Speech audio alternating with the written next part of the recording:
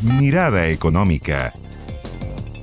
Hola, ¿cómo les va? Mirada Económica en el aire en una semana en que la economía ha estado en el tapete, la discusión por la reforma tributaria. También hemos tenido varios números que indican el ritmo que está llevando nuestra economía. Tuvimos cifras de desempleo que podemos mirar el lado del vaso medio lleno y medio vacío. Pasemos a revisar la primera gráfica para entender los números que entregó el INE, la desocupación. Un indicador que es muy sensible y que dice mucho de nuestra economía. 8,5% el desempleo en el trimestre marzo-mayo. Si hacemos la comparación respecto al año pasado, hace un año era 7,8%. Está bastante por arriba. Vamos con la tercera estación de la gráfica. Es la séptima alza consecutiva. Este es el lado, diríamos, medio vacío. Si lo vemos medio lleno, crece de manera importante el empleo asalariado formal y también cae el cuenta propia. El mes pasado había sido completamente lo contrario. Vamos con la siguiente gráfica para seguir viendo, por ejemplo, cuántos desempleados hay hoy día en nuestra economía. Según el INE, 841.000.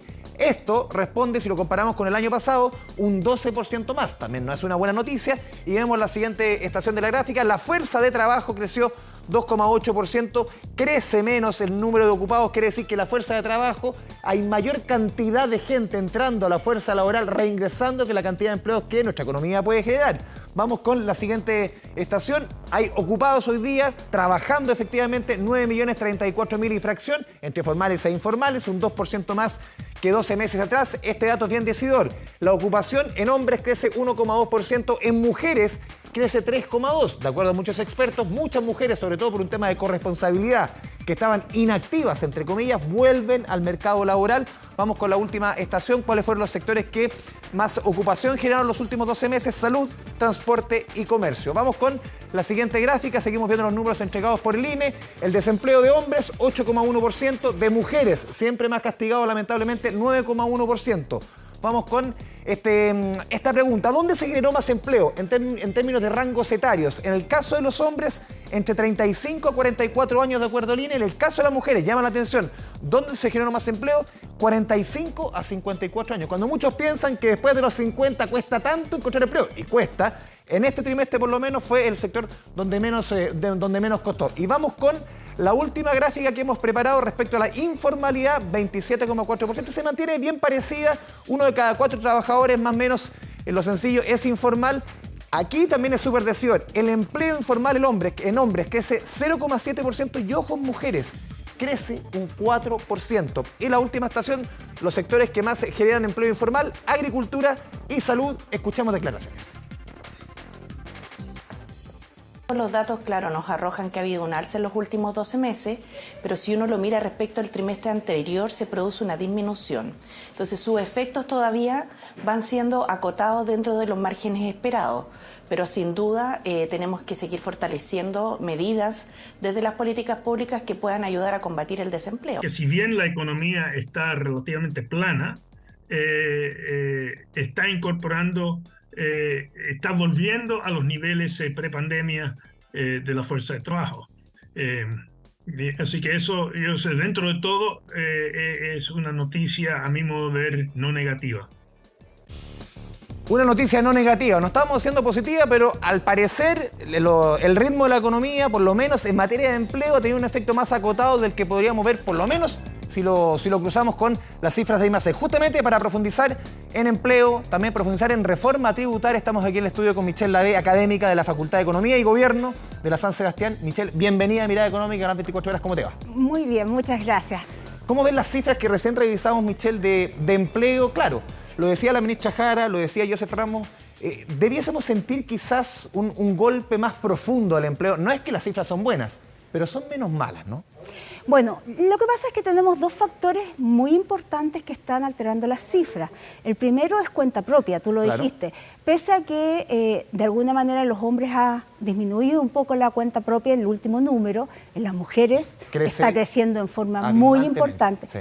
Eso en general te está mostrando que hay una situación quizás algo más complicada en las familias, cuando las mujeres salen a trabajar y salen a trabajar sin protección, sin previsión, ¿no es cierto?, sin leyes sociales, significa que las mujeres no les queda otra que salir a trabajar. Está mostrando una situación de probablemente que está mucho más difícil mantener el estilo de vida y por lo tanto no te queda otra que salir a trabajar.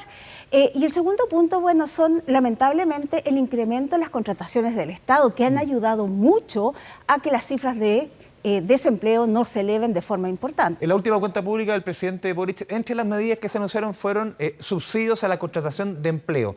¿Crees que son suficientes las medidas, por lo menos, que se han anunciado en una materia? Porque estamos entrando en el invierno, estamos prácticamente en pleno invierno, pero las cifras generalmente en esta época del año comienzan a enfriarse junto con las temperaturas. ¿Debiese ser más robusta la ayuda desde el Estado, crees tú, en materia de empleo?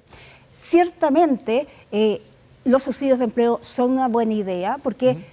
Porque subsidian el empleo formal. Y eso es lo bueno, que la gente que entra en empleo formal.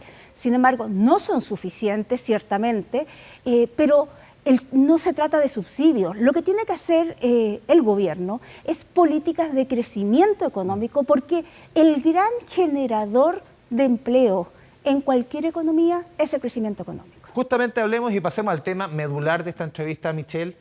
Reforma tributaria, pacto fiscal, el nombre que se le quiera poner. Tú has hecho un estudio, has presentado un estudio y vamos a irlo decantando de a poco en esta conversación.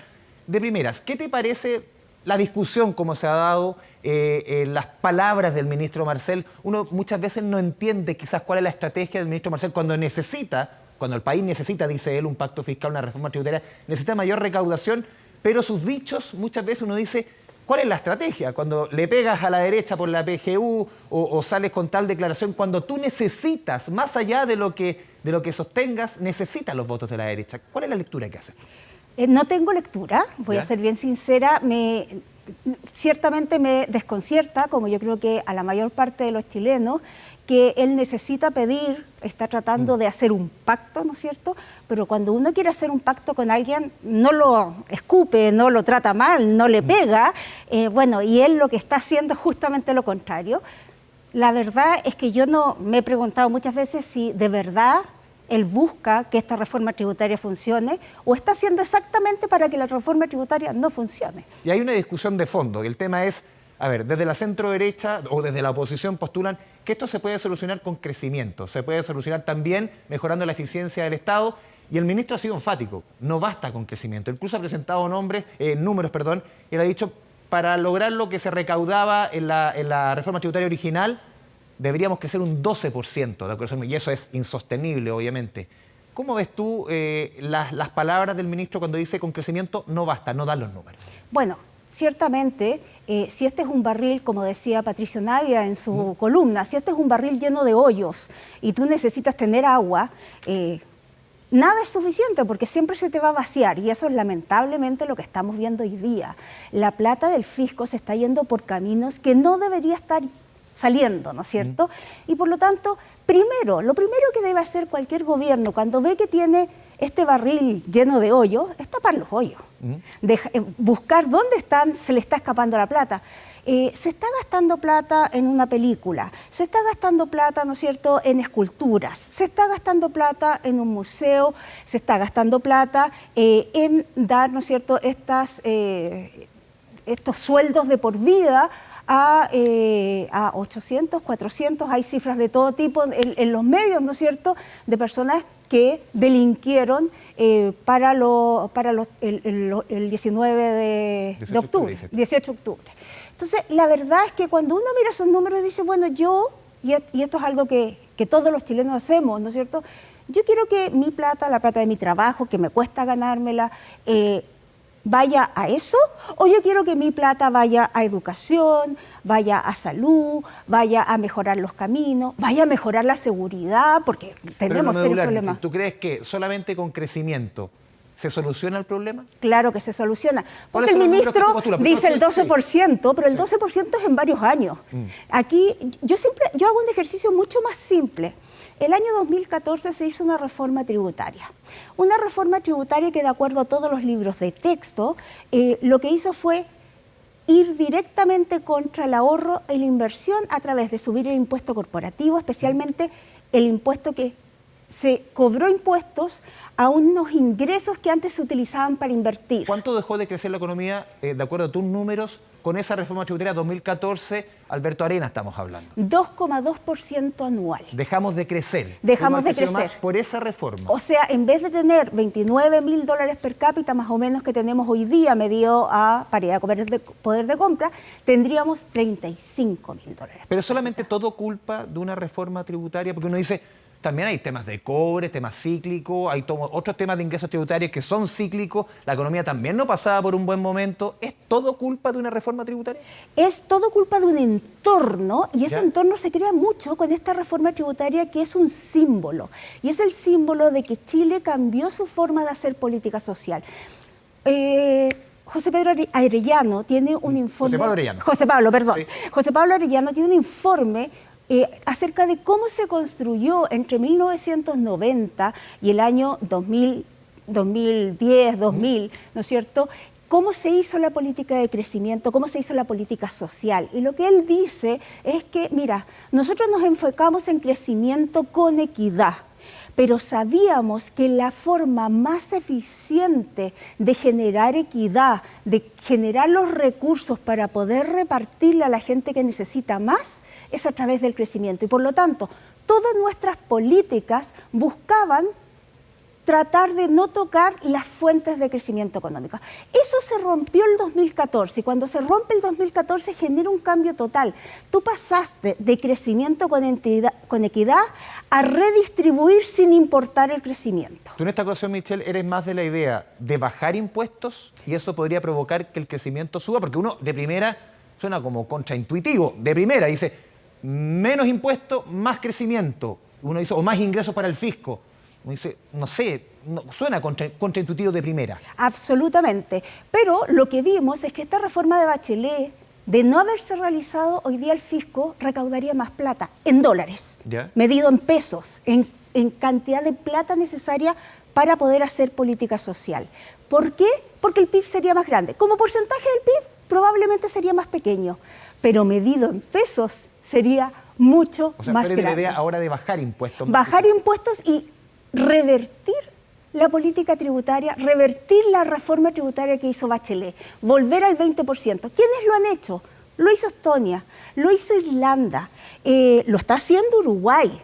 ¿Es aplicable en Chile? Porque siempre tomamos ejemplos de afuera y uno dice al final la realidad chilena en todas las materias. Uno puede aplicar en salud, en educación, ABC, siempre choca con la realidad chilena. ¿Es aplicable, es replicable en Chile modelos como ese de Estonia? Lo teníamos hasta el 2014.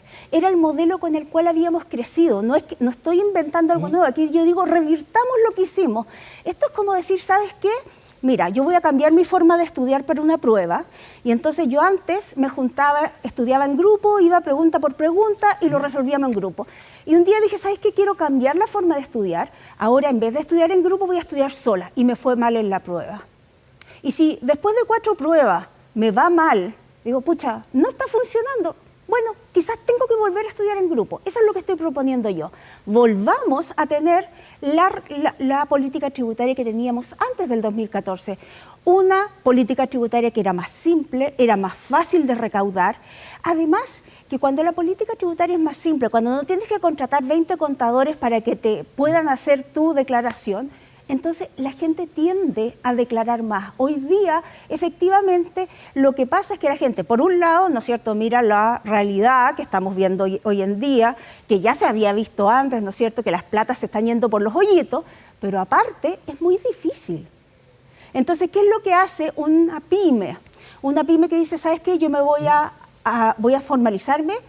Y dice, pucha, pero si me formaliza tengo que contratar el contador porque no voy a poder hacer los impuestos. Tengo que hacer 25 trámites para poder salir. Me sale tan caro que prefiero no formalizarme. Antes de ir a la pausa, ¿qué efectos, de acuerdo a las ideas que se han planteado ahora, ha cambiado la discusión sobre pacto fiscal? ¿Qué efecto tendría en el crecimiento lo que está planteando hoy Mario Marcel, a tu juicio? Bueno, Mario Marcel presentó él las cifras. Él dijo que su reforma tributaria generaba un efecto en el crecimiento, un efecto caída en el crecimiento per cápita de 2,7%. Está en su presentación, está, de hecho, ustedes lo pueden encontrar en la página web del Ministerio de Hacienda, por lo menos hasta este segundo. No sabemos si después de lo que diga yo va a estar puesta la presentación todavía. Él dice, la caída en el crecimiento por efecto de esta reforma es 2,7% per cápita en el largo plazo, o sea, en un plazo de entre 5 y 10 años. ¿Y eso es lo que él dice. ¿Cuánto sería? De acuerdo a aproximadamente 1%, 0,9%. ¿Eso caería a la economía de aplicarse tal cual? La reforma tributaria. Lo que pasa es que él dice, todo este gasto lo vamos a hacer en investigación y desarrollo. Y por lo tanto, porque vamos a gastar en investigación y desarrollo toda esta plata, vamos a crecer más. Todos sabemos que eso en Chile no funciona y por lo tanto, efectivamente, ese cálculo que hace el ministro de menos 2,7% per cápita es lo que va a pasar con la economía. Michelle, vamos a ir a la pausa aquí en Mirada Económica. Antes les contamos a ustedes que construir un mejor futuro está sucediendo ahora. Recursos como el cobre que produce BHP en Chile ayudan al mundo a reducir las emisiones de carbono y acelerar el desarrollo económico responsable. El futuro está aquí. Descubre cómo en bhp.com/mundo mejor. Pausa y volvemos.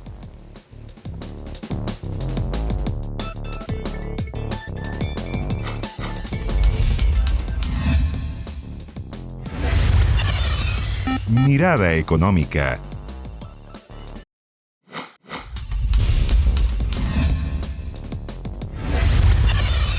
Mirada Económica. Vamos a Mirada Económica a través de la pantalla de Canal 24 Horas. Estamos conversando con la académica de la Facultad de Economía y Negocios, de Economía y Gobierno de la Universidad de San Sebastián, Michelle Lavé. Michelle, hablemos de inflación, hablemos de números que han ido mejorando. Uno ve los últimos números 0,1%, uno ve incluso las proyecciones desde el IPOM del Banco Central también van recordando, se van acercando a ese rango meta. ¿Cómo ves tú la inflación? ¿Dejó de ser tema o hay que seguir poniéndole el foco? Hay que seguir poniéndole con todas las ganas. La inflación no ha dejado de ser tema, está cerca de 10% todavía, está más del doble de lo que es el objetivo del Banco Central y ciertamente todos los que nos toca comprar en el supermercado, hemos visto, ¿no es cierto?, cómo aumenta la cuenta cada vez que uno compra en el supermercado. Eso no debería ser lo que está pasando. Nosotros llevábamos 20 años, 30 años de inflaciones cercanas a 3%, donde es muy fácil planificar, porque tú sabes, sí, esta inflación tan alta no solo genera costos, porque aumenta todo de precio, pero además te genera costos de planificación, te genera costos, ¿no es cierto?, en términos de que tú tienes que cubrirte de la inflación, ver qué hacer con la plata, porque sabes que vas a perder plata. O sea, hay costos asociados que son alrededor de eso. Y por otro lado, cuando uno mira las cifras, lo que observa es que la inflación, cuando le quitas todos los productos volátiles, lo subyacente está muy pegada, recién los últimos 2 meses ha bajado levemente. La inflación, si tú comparas la inflación del último mes respecto a los 12 meses anteriores, cayó 1,2%. Si comparas la inflación subyacente, cayó 0,4%, un tercio de lo que ha caído la inflación total. Y por lo tanto está mucho más difícil, más arraigada, más pegajosa. Y eso me da la sensación que los agentes financieros no lo han notado, me da la sensación que las proyecciones son mucho más optimistas de lo que deberían ser. ¿Tú eres más pesimista? Soy más Porque pesimista. el Banco Central dice en torno a un 4,2% para este año. El mercado no está tan distinto su postura respecto al Banco Central. ¿Tú cómo lo ves? Sin embargo, ¿sí?, cuando tú te vas a la encuesta de expectativas de los empresarios, de los sectores económicos, está más arriba. Está aproximadamente en 7%. Ya. Y eso, la inflación de este año. De este año, ya, a diciembre de este año. Entonces tú dices, a ver, los agentes financieros ven 5 y el sector real está viendo 7. Hay una divergencia gigantesca. Yo creo que probablemente va a estar entre medio. Ya. ¿Ya? Más cercano al 6, entre 6 y 5. Yo te diría entre 5 y 6. ¿Ya? ¿Ya? Pero entre 5 y 6 es el doble de la inflación meta. Y para el 2024, ¿ya debiésemos acercarnos a Deberíamos ese 3%? acercarnos al 3% si es que el gobierno mantiene la austeridad fiscal. Y el tema de las tasas. Tema de tasas también, el Banco Central en la última edición mantuvo tasas, pero dejó toda la línea de flotación. Está claro que en la próxima reunión de julio esto debiese bajar. Eso se asegura, por lo menos. ¿Tú ves que eso es sí o sí y cuánto debiese bajar en la próxima reunión de julio? ¿Crees tú? Yo creo que no es sí o sí. ¿Ya? Yo creo Porque que todos dicen sí o sí. Sí, yo creo que hay una Tú eres probabilidad. más escéptica respecto al mercado. Es que yo veo mucho más pegajosa la inflación. Ya. Yo he visto y estudiado la inflación, y la inflación es difícil de manejar. Cae un par de meses y después se vuelve a disparar. Si la inflación sigue cayendo, la inflación que va a salir en un par de días más, junio, sí. en junio, La de junio. exactamente, es posible que la baje. Pero si la inflación no cae, lo que se está esperando, yo veo difícil que el Banco Central, o por lo menos va a ser una opinión bien dividida. Tú no das seguro, porque ya la última discusión fue 3-2. Normalmente no se generan esas divisiones en el Consejo del Banco Central. Tú no ves tan claro. No lo veo. Que el camino Creo sea que sí o pudiera sí ser de un caída. nuevo 3-2. Ya, porque uno, por lo menos lo que se ve dentro de las discusiones es que el Banco Central ha hecho una muy buena pega, que ha logrado reducir los números y que incluso Chile estaría al revés de Estados Unidos, de Europa, donde las tasas por lo menos siguen para arriba. Chile ya estaría recogiendo el guante, que sería una suerte de ejemplo. ¿Tú lo ves así? Bueno, Chile hizo una tarea increíble porque empezó más de 6 meses antes que el resto del mundo. Se Claro, dio cuenta antes asumir del alza tasa. de precio. Exactamente. Eso es julio del 2021. Tal cual, mientras que el resto del mundo, Estados Unidos empezó en 2022 y Ya. Europa empezó a mediados del 2022. O sea, 6 meses, un año más tarde que nosotros, 6 meses más tarde que Estados Unidos. Por lo tanto, efectivamente el Banco Central aquí actuó rápido y actuó bien. Sin embargo, aquí la fiesta había sido más grande también. Y por lo tanto nosotros llegamos a niveles que el resto casi no tocó. Y ha sido difícil de bajar la inflación, tenemos problemas afuera, hay mucha incertidumbre en el mercado. Yo creo que data dependiente es la decisión, va a depender mucho de cuál sea la próxima inflación. Si la próxima inflación es baja y sigue bajando, probablemente tengamos una bajada, pero la siguiente sería definitivamente mantener. Claro, porque hay un tema de timing. Generalmente el Banco Central, si se adelanta o se atrasa en el movimiento de tasas, sobre todo cuando estamos con una tasa tan restrictiva, es el efecto que esto puede tener en la economía. ¿Cómo ves tú esa discusión? Porque muchos dicen, claro, el Banco Central no la bajó esta vez. Ojo, se puede haber pasado entre comillas de rosca y decir que esto puede tener efectos negativos en el crecimiento. No, yo creo que al revés. Aquí hoy día el riesgo es bajarla demasiado antes Ya. y que la inflación rebote.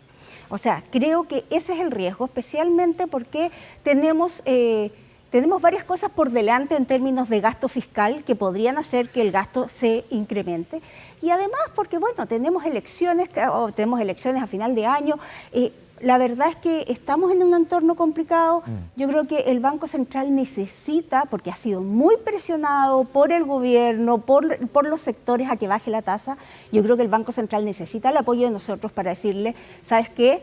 Si ustedes creen que efectivamente no es momento aún, no es momento aún. Claro, porque uno ve en términos de gasto fiscal, por lo menos el 2022, hubo buenos números como no teníamos hace casi una década, también hay que ser justo. Claro, para este año el tema es distinto, el déficit es cercano a un 2%. Sí, no, pero y además el gasto fiscal ha crecido con fuerza. Por lo tanto, hay que controlar ese gasto si queremos que el Banco Central baje la tasa de interés. Michelle Lave, te agradecemos este espacio aquí con Mirada Económica, Canal 24 Horas. Muchas gracias. Gracias a ti. Y a todos ustedes, muchas gracias por la sintonía. Nos vemos la próxima semana en otra edición, en otro capítulo de Mirada Económica. Que les vaya bien. Chao, chao.